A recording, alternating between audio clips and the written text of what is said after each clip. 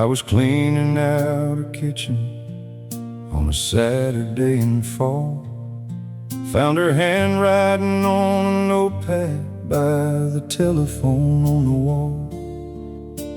Grocery lists and phone numbers, and a prayer she'd written down for each one of her children. Every morning of our lives without a sound. She never told us she was praying, never told us she was scared, never told us that the money didn't always cover what we needed, but it always got us there. Lord, it always got us there. I remember being 17 and thinking she was wrong about everything a 17-year-old thinks he knows. She never argued back at me, just let me have my say, and fixed my supper anyway and watched me go. I remember being 25 and too busy for a call.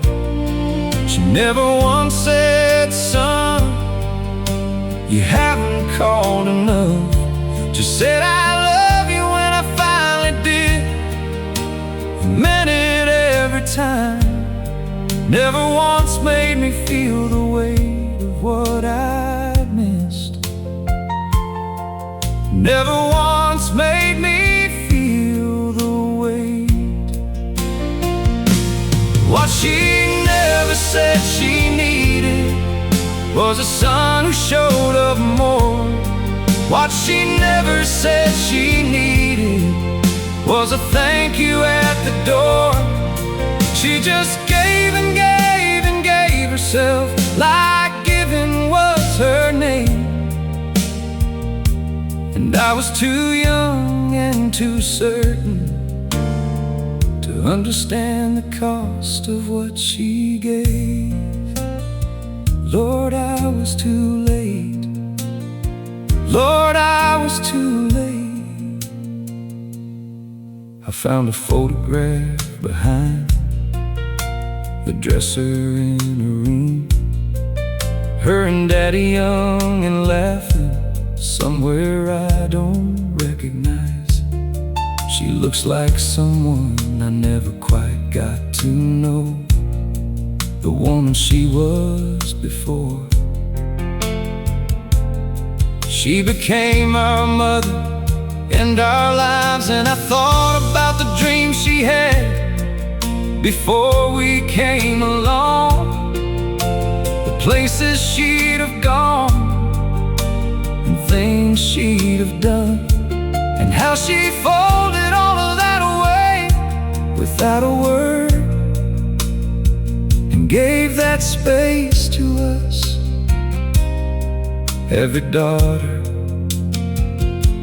and every son.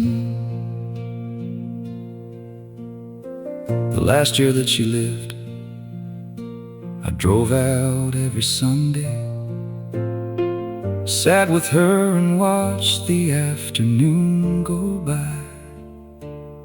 She'd hold my hand the way she did when I was small, and sometimes she would hum, and sometimes she would cry. I never asked her what she was thinking in those moments, too afraid of what the answer might have been. Now I'd give everything I own to ask her, just to hear her voice again, just to hear her say my name again. I used to think that love was something you fell into like rain, something that just happened without asking anything. But watching watching her pray in the dark. I understand now, love is something you choose every morning. When it costs you, when it costs you everything, and you choose it anyway. What she never said she needed was a son who showed up more. What she never said she needed was a thank you at the door. She just gave and gave and gave herself, like giving was her name. Mama, I understand it now. I understand it all. I'm just sorry that I learned it after you were gone. Mama, I'm so sorry that I learned it after you were gone.